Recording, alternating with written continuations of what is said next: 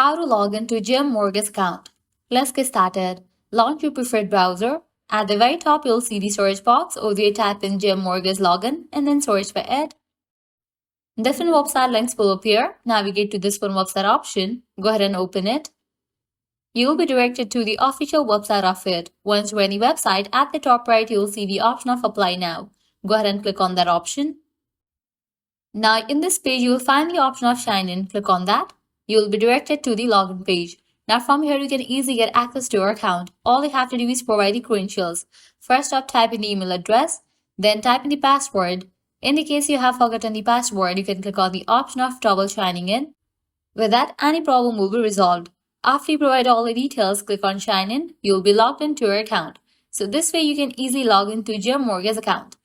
If you guys find this video helpful, don't forget to like, share, and subscribe to our channel. Thanks for watching.